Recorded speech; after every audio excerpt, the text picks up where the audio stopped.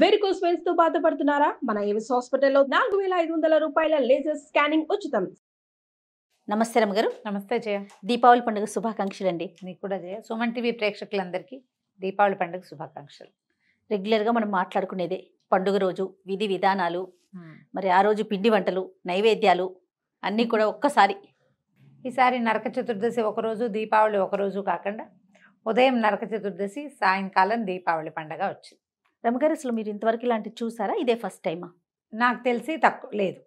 నాకు మరి చిన్నతనంలో ఏమైనా జరిగిందేమో కానీ ఇలా జరగలేదు. ఈసారి వచ్చింది.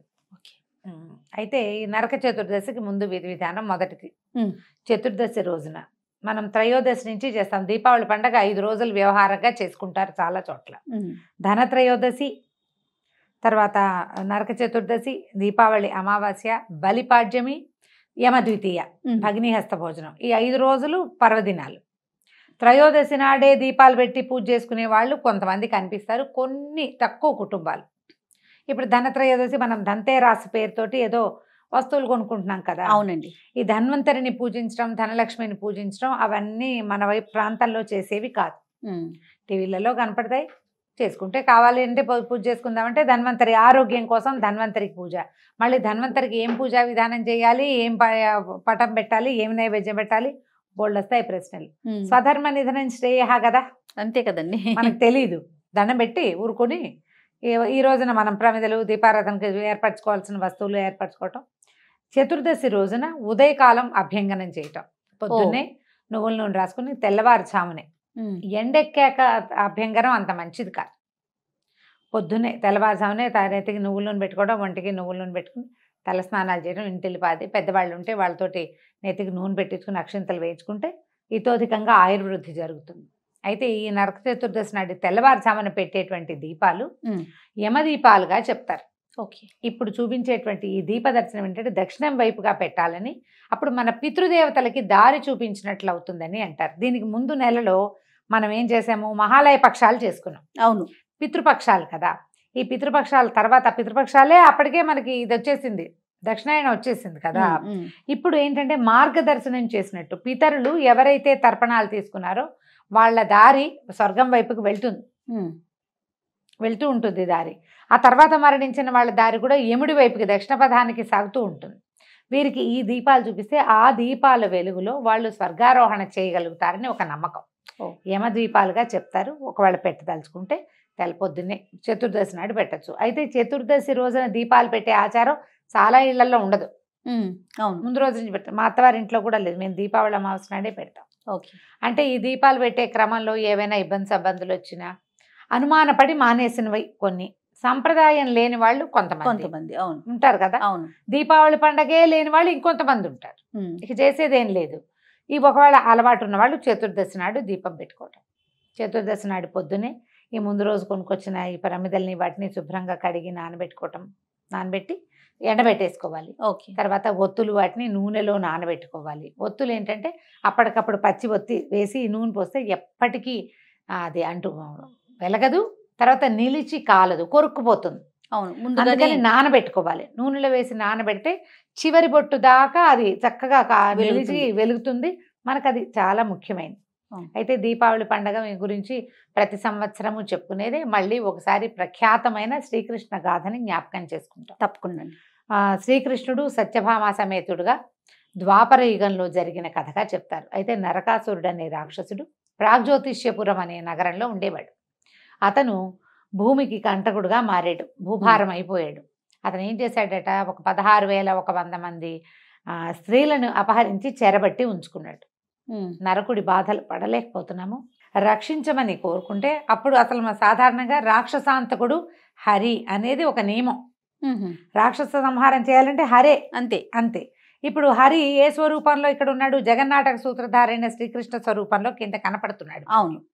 ఈ కనపడుతున్నటువంటి శ్రీకృష్ణ పరమాత్మని ప్రార్థించారు మానవులు. ఆ చుట్టుపక్కల నగరాల వాళ్ళు ఆడపిల్లల్ని అపహరిస్తున్నారని బాధపడి కృష్ణుడిని ప్రార్థిస్తే ఆయన సరే నరకాసురుడితో యుద్ధానికి బయలుదేరాడు. ఆయన బయలుదేరే సమయానికి సత్యాదేవి కూడా యుద్ధానికి వెళ్ళాలనిపించింది. ఆయన తీసుకెళ్లదలుచుకుని ఆమెకి చిన్న ప్రేరేపణ చేశాడు. ఇద్దరు కలిసి యుద్ధానికి వెళ్ళారు. స్త్రీ శక్తి ఆవిడేం తక్కువ కాదు ఆయనకంటే. ఆడవాళ్ళు ఆకాశంలో సగం. అంతే. ఇద్దరు కలిసి గరుడారూఢులై యుద్ధానికి బయలుదేరారు. అయితే రథారూఢులుగానే చెప్తారు. గరుడారూఢుడు అని కొన్ని సాంప్రదాయాల్లో చెప్తారు, కానీ గరుడం మీద ఎక్కినట్టు కనిపించదు. రథారూఢులుగా వెళ్ళారు. వెళ్ళి యుద్ధం చేస్తుంటే శ్రీకృష్ణుడికి దెబ్బ తగిలింది. ఆయన కొంచెం స్పృహ తప్పినట్టున్నాడు. స్పృహ తప్పితే మరి ఈవిడ కవచం వేసుకుని వచ్చింది కదా, అవును. మరి రాక్షసుడు విజృంభించి పడిపోయిన ఆయన్ని కొట్టేస్తే, పైగా స్వామి పడిపోయాడంటే సేనలు నిరాశకు లోనైపోతాయి, అవును, భయపడతాయి, డిప్రెసివ్గా అయిపోతుంది కదా. వెంటనే ఏంటి వీళ్ళ తాలూకు లోపల ఉండవలసినటువంటి ఆ యుద్ధ ఇది తగ్గిపోతుంది, భయపడిపోతారు. అందుకని ఈవిడేం చేసింది, తనంతట తను లేచి నిలబడి యుద్ధం చేయడానికి పూనుకుంది. ఈమె యొక్క బాణాలతోటే, సత్యభామాదేవి బాణాలతోటే నరకుడికి దెబ్బ తగిలింది, అతను మరణించాడు. అయితే ఇక్కడ దీని వెనకాల కథ ఏం చెప్తారంటే, అసలు ఈ నరకుడు అనేవాడు భూదేవి మరియు ఆదివరాహమూర్తికి జన్మించిన వాడని చెప్తారు. ఆదివరాహమూర్తి ఏం చేశాడు, మనకి కృతయుగంలో కథ అది. ఆయన సముద్రంలోకి వచ్చి అందులో పడిపోయినటువంటి భూమిని ఉద్ధరించాడు. హిరణ్యాక్ష హిరణ్యకశిపుల కాలం నాటి కథ. ఆ ఉద్ధరించిన కాలంలో భూదేవి ఆదివరాహమూర్తి సంయోగంలో ఒక కుమారుడు జన్మించాడని, అది సంధ్యాకాలం అసుర సంధ్య వేళ అవటం వల్ల జన్మించిన శిశువు తప్పకుండా అసురుడే అవుతాడు. సంధ్యాకాలం మంచిది కాదు, ఆ సంధికాలంలో పుట్టాడని ఆవిడ దుఃఖపడి భూదేవిని స్వామిని ఒక వరం అడిగిందట. భూదేవి, నువ్వు రాక్షసాంతకుడివి, వాడిని సంహరించి నన్ను చేపట్టావు, ఇప్పుడు కుమారుడు కూడా అసురుడుగానే జన్మించాడు, వీడు సురద్వేషిగా ఉంటాడు, దేవతలు పడదు, మరి వాడిని సంహరించాలంటే నువ్వే చేపట్టేది ఆ అసుర సంహార కార్యక్రమం, కాబట్టి నీ చేత్తో నా కుమారుణ్ణి సంహరించద్దు, అలా వరం ఇవ్వమని అడిగిందట. అప్పుడు ఆయన సరేనన్నాడు. సరే నేను చెయ్యనులే, నువ్వే చేద్దువు కానీ అని చెప్పాడు. ఆ నువ్వే చేద్దువు కానీ అన్నది కృతయుగంలో కుదరలా, తర్వాత వచ్చిన త్రేతాయుగంలో కుదరలేదు, ఆ తర్వాత వచ్చినటువంటి ద్వాపర యుగంలో కుదిరింది. సత్యాదేవి భూమిదేవి యొక్క స్వరూపమట. భూమి అతి సహనం కలిగింది, భూదేవి మహాసహన, భూదేవి అంత సహనం అంటాం కదా. ఏం చెయ్యి తెల్లారులేస్తే పుట్టిన ప్రతి ప్రాణి తొక్కుతుంది భూమిని. అయినా కూడా ప్రతివాడు భూమి సొంతం చేసుకోవడానికే ప్రయత్నం చేస్తాడు, భూమి వాడి మీద పగబట్టదు, మహాసహనంతో ఉంటుంది. నా వల్ల కాకపోతే ఏడుస్తూ దేవుడి దగ్గరికి, ఆ బ్రహ్మదేవుడి దగ్గరికి వెళ్ళి విష్ణువు దగ్గరికి వెళ్ళి మొరపెట్టుకుంటుంది తప్ప, వీడెవడో నన్ను ఇబ్బంది పెడుతున్నాడు, నేను ఇట్లా విచ్చి వీడిని వీడంతు చూస్తా అని పొరపాటును కూడా అనుకోదు. భూదేవి విచ్చి తనలోకి తీసుకున్నది సీతమ్మ తల్లినే, అంతే. ఎక్కడా భూమి విచ్చుకున్న దాఖలాలు లేవు, మహాసహనవంతురాలు. అయితే ఆవిడ ఎప్పుడు నేను సహనంగానే ఉండాల్సిందేనా అని అనుకుంటేదట. సహనం అసలు ఉండని ఒక జీవితాన్ని ఆవిడకి ప్రసాదించాడు భగవంతుడు. అదే సత్యభామ, అన్నిటికీ రుసరుసలాడుతుంది. అవునవును. ఏ అయిష్టం వచ్చినా సహించకుండా బయటికి చెప్తుంది. భూదేవి అంశావతారమైన ఆమెకున్నంత సహనం ఈమెకి లేదు. ఎప్పుడూ దుమదుమలాడి అన్నిటికీ కోపం తెచ్చుకుని అంటే అలిగే లక్ష్మీదేవేమో రుక్మిణిగా పరమసహన శాంతమూర్తిగా జన్మించింది. వాళ్ళకి వీళ్ళిద్దరిని అలా వ్యత్యాసంగా చేశాడు భగవంతుడు. ఈవిడ రుసరుసలాడుతూ దుమదుమలాడుతూ పన్నిటికీ పోట్లాడుతూ చిన్న తేడా వస్తే ఎగిరి మీద దూకేస్తూ కోపం చూపిస్తూ అలక వహిస్తూ ఉండే సత్యాదేవి చివరికి కుమారుణ్ణి సంహరించింది ఈ స్వరూపంలో. దెబ్బ తగిలి పడిపోయిన తర్వాత అప్పుడు ఆవిడికి తెలిసింది ఒక స్పృహ, వీడు నా కుమారుడు అని తెలిసింది. కానీ విష్ణుమాయకి లోబడి మళ్ళీ మర్చిపోయింది. నరకాసురుడిని సంహరించిన క్రెడిట్ సత్యభామాదేవికి అప్పచెప్పారు. ఇందులో స్త్రీ శక్తి కంటే మాతృశక్తిని గురించి చెప్పాలి. తప్పు చేసిన వాడిని తన కొడుకైనా సరే క్షమించేది లేదు, క్షమించకూడదు. స్త్రీలు వాడిని సరిచేయటానికి ప్రయత్నం చేయాలి, వాడిలో ఉన్న తప్పుని ఎత్తి చూపించాలి. ప్రపంచానికి చూపించాం, తల్లిని చిన్న చిన్న అల్లర్లు కూడా దాచేస్తాం. అవునండి కదా. అలాగే అవే తోటకూరగాడలు నాటి చెప్పపోయావా అని పెద్ద అయ్యాక పెద్ద పెద్ద బ్లెండర్స్ అయిపోతాయి. అందుకని తల్లులు దండించాలని చెప్పడానికి ఈ కథని చెప్తారు. ఎప్పుడైతే ఈ నరకాసుర సంహారం జరిగిందో, ఈ నరకుడు చెరపట్టినటువంటి స్త్రీల యొక్క కుటుంబాలు ఎవ్వరూ అభ్యంగనాలు లేకుండా ఉండిపోయారట. నరకుడు రాక్షసుడు ఆ మొత్తం నగరాలన్నింటినీ ముట్టడించేవాడు. ఇప్పుడు స్నానము శుభ్రము అవి ఎప్పుడూ సంతోషంగా ఉంటాయి. బతుకు ఈడ్చేవాడికి అభ్యంగనాలు అవి ఎక్కడ ఉంటాయి? తలంటి పోసుకోవడం అనేది ఒక భోగక్రియ. ఇప్పుడంటే ఊరికే రాసేసుకుని తలకాయ రుద్దేసుకున్న షాంపూ ఉంది కాబట్టి. పాతకాలంలో అట్లా కాదు కదా, అది బాగా నూనె రాసుకోవటం, నలుగు పెట్టడం, ఎవరైనా సహాయం చేయటం, కుంకుడు పులుసు ఎవరైనా పోయటం, వీపు ఎవరైనా రుద్దటం, అలాంటివి ఉండేవి. ఎంత చిన్న కుటుంబాల్లో అయినా ఇంకొకళ్ళ నెత్తి మీద నూనె పెట్టాలి. తలంటటం అనేది ఒక ప్రత్యేక క్రియ. అప్పుడు ఇట్లా స్విచ్ చేస్తే నీళ్ళే విజయ అవును రమ్మ కదా, వేరే రకం అప్పుడున్న పరిస్థితులు వేరు. ఆ అభ్యంగనాలు లేకుండా ఉన్న వాళ్ళంతా ఇతడు చతుర్దశి నాడు మరణించంగానే అందరూ అమ్మయ్య మనకి భోగానికి రోజులు వచ్చాయని చక్కగా నూనె రాసుకుని అభ్యంగనాలు చేసుకుని ఆ పూటంతా రకరకాల పిండి వంటలు వండుకుని మరుసటి రోజు దీపాలు పెట్టుకున్నారు. అదే దీపావళి, అదే దీపావళి పండగ ద్వాపర యుగం నుంచి జరుగుతుందని చెప్తారు. అయితే ఈ దీపాలని పెట్టుకోవటం అనేది మనకి త్రేతాయుగంలో కూడా ఉన్నదని, రామావతారంలో సీతారాములు తిరిగి వచ్చినప్పుడు అప్పటిదాకా ఏ శోభలు లేకుండా అలాగా పాడుబడి ఉన్నట్టుగా ఉన్నటువంటి అయోధ్య నగరంలో, ఎందుకంటే రాముడు లేడు, భరతుడు రాజ్యం చేయటం మానేశాడు, ఆయన పోయి నందిగ్రామంలో కూర్చున్నాడు, ఆయన జటాబల్కలాలే ధరించి ఉన్నాడు, నారబట్టలే ధరించాడు కదా. శత్రుఘ్నుడు కేవలం రాజ్యరక్షణ చేశాడు కానీ పాలన జరగల, శోభ లేదు. రాజు లేకపోతే ఏం శోభ ఉంటుంది, అంతే కదా. ఆయన రాముల వారు తిరిగి రాగానే నగరం అంతా దీపాలు వెలిగించుకున్నారట. అందుకని అప్పుడు కూడా దీపావళి చేశారని టపాసులు వెలిగించిన వ్యవహారం చెప్పల, దీపాలు వెలిగించుకున్నారు. ద్వాపర యుగంలో కూడా దీపాలు వెలిగించుకున్నారు.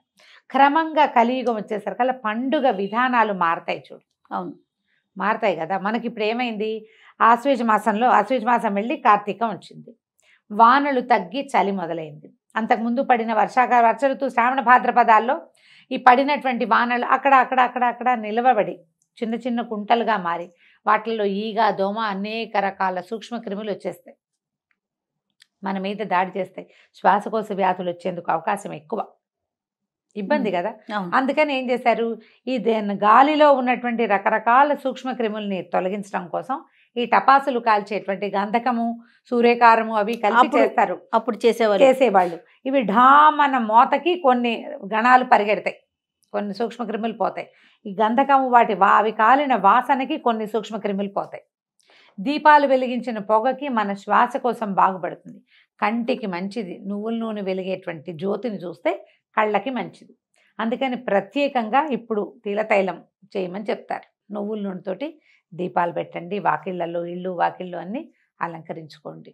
ఈ పద్ధతి ప్రకారం అట్లా చేసుకుంటూ వచ్చాం. ప్రతిసారి మారుతూ ఉంటాయి. క్రమంగా నీళ్ళల్లో వెలిగే దీపాలు, నీళ్లతో వెలిగే దీపాలు, ఏమిటేమిటో రకాలు.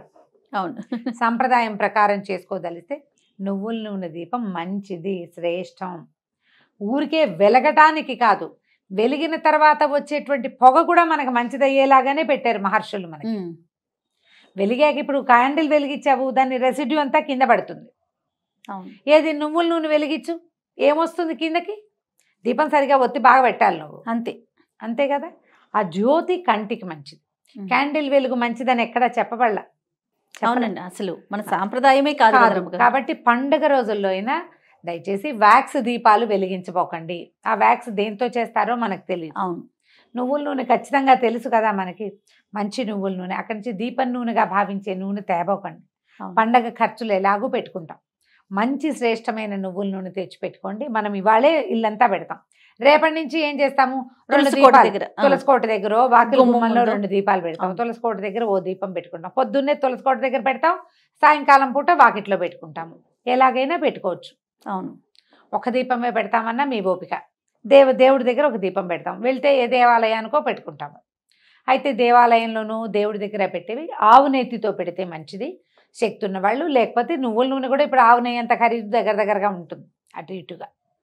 అవకాశం ఉన్నవాళ్ళు ఇలా కూడా చేయొచ్చు. చక్కగా ఏదైనా మంచి పిండి వంటలు వండుకోవటము. దీపావళి నాటి రాత్రి టపాసులు కాలుస్తాం, దీపాలు పెట్టుకుంటాం, టపాసులు కాలుస్తాం. దాంతోపాటు అమావాస్య నాడు లక్ష్మీ పూజ చేయాలన్న ఒక నియమాన్ని వ్యాపారస్తులు వాళ్ళు పాటిస్తారు. మామూలు వాళ్ళు కూడా మనం ఇళ్లలో లక్ష్మీ పూజ చేసుకోవచ్చు, ఆమెకు ప్రీతికరం అంట. ఈరోజు పూజ చేసుకోవడం, మనం చేసిన స్వీట్లు, ఆటలు ఏమైనా ఉంటే పదార్థాలు అన్నీ అమ్మవారికి నివేదన చేసుకుని టపాసులు కాల్చిన తర్వాత శుభ్రంగా కాళ్ళు చేతులు మొహం కడుక్కుని నోట్లో నీళ్ళు పోసుకొని పుక్కిలిచ్చి ఉమ్మేసి వీలైతే బట్టలు కూడా మార్చుకుని చక్కగా చేసిన స్వీట్లు తినండి. ఈ టపాసులు పీల్చిన వాసనలు పీలుస్తాం కదా మనం, వాటికి విరుగుడు బెల్లము పంచదారతో చేసినటువంటి స్వీట్లు. తీయటి పదార్థం తింటే దానివల్ల ఏదైనా ఒక చిన్న సైడ్ ఎఫెక్ట్ ఉంటే ఆ ఎఫెక్ట్ పోతుంది.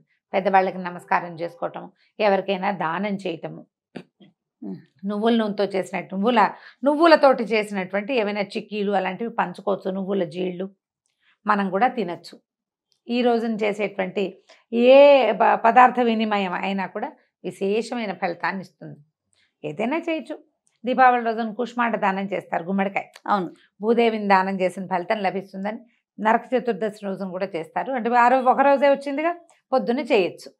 ఎవరికైనా బ్రాహ్మడికి సద్బ్రాహ్మడికి మోయనివ్వటం, అంటే మనం స్వయం పాకం ఇస్తాం, అది కూడా ఇవ్వచ్చు. పొద్దున్నే నువ్వుల లడ్లు జీళ్ళు ఏమైనా చేసి చుట్టుపక్కల పిల్లలకి ఎవరైనా మనుషులు కనబడితే వాళ్ళకి ఇవ్వచ్చు. ఇది దాన ప్రక్రియగా అవ్వదు. అమ్మో నువ్వుల జీళ్ళు వాళ్ళు ఇస్తే మనం తీసుకున్నాం ఏదో కంపెనీ పోతుంది అనుకోపోకండి. పర్వదినం రోజున ఇచ్చేటువంటి ఈ తీయటి పదార్థాన్ని పంచితే పదార్థాన్ని పంచిన ఫలితం వస్తుంది, కానీ తీసుకున్న చెడు మాత్రం రాదు. తీసుకోవచ్చు చక్కగా మనము ఇవ్వచ్చు. చక్కగా ఈ దీపావళి పండగ కాబట్టి ఇంకా చలి రోజులు మొదలైపోతాయి. ఏవైనా కంబళ్ళు దుప్పట్లు దానం చేయదలుచుకుంటే ఇవాళ రోజు నుంచి మొదలుపెట్టి కార్తీకం అంతా కూడా మనం దానాలు చేసుకోవచ్చు. దాన ప్రక్రియకి శ్రీకారం చుట్టుకోవాలి. ఇప్పుడు వెసులుబాటును బట్టి మనకు కుదరాలి కదా. దీపావళి పండుగ అనగానే ముందు దీపాలు పెడతాము, తర్వాత టపాసులు కాలుస్తాము. అవునండి. సాయంకాలం వేళ పిల్లల్ని చక్కగా కొత్త బట్టలతోటి అలంకరించి కాసేపు అటు ఇటు తిరిగేలా చేసి, తర్వాత ఆ బట్టల్ని ఇలా నిలబడే గౌన్లు, దగదగలాడే చుడీదార్లు వేసుకున్న పిల్లలకి లాంగ్ ఫ్రాకులు తోటి దీపాలు పెట్టించద్దు. అడ్వర్టైజ్మెంట్లలో చూసి వాటిని ఇమిటేట్ చేయబోకండి. బట్టలు తీసి పక్కన పెట్టుకోవటం, సాయంకాలం పూజ వేళకి వేసుకోవటం. చీకటి పడంగానే దీపాలు పెట్టుకుంటాం కదా. పిల్లలకి సాదా కాటన్ బట్టలు వేయండి. మీరు కూడా కాటన్ బట్టలే వేసుకోండి. ప్రమాదాలు లేకుండా ఉంటాయి. గబుకొని చెయ్యి అంటుకున్నా ఇంట్లో ఒక బర్నాల్ లాంటిది అట్టి పెట్టుకోండి. ఏదైనా చెయ్యి కాలినా వేలు కాలినా గబుకొని నీటి కింద పెట్టి కాసేపు నీళ్ళల్లో ఉంచితే కాలిన చోట ఇబ్బంది లేకుండా ఉంటుంది. చిట్కా వైద్యాలు ఏమైనా తెలిస్తే అవి కూడా చేసుకోవచ్చు. దీపాల దగ్గర అక్కడ పిల్లల్ని వదిలిపెట్టపోకండి. టపాసుల్ని వాటిని దూరం నుంచి కాల్చడం, సాధ్యమైనంత ఎక్కువ కాలుష్యరహితమైనటువంటి దీపావళిని చేసుకుందాము. వీటితో ఇంత సౌండ్ వస్తుంది, ఇంత పొగ వస్తుంది అనుకున్న వాటిని మానేసేయండి. అది పిల్లలకి మంచిది కాదు, మనకి వాతావరణానికి మంచిది, పర్యావరణానికి అస్సలు మంచిది కాదు. ఏవి చేయమంటారో అవి మాత్రమే చేయండి. శబ్దం వచ్చేవి తీసుకోవచ్చు, మంచిదే. పొగ వచ్చేవి మాత్రం కాదు.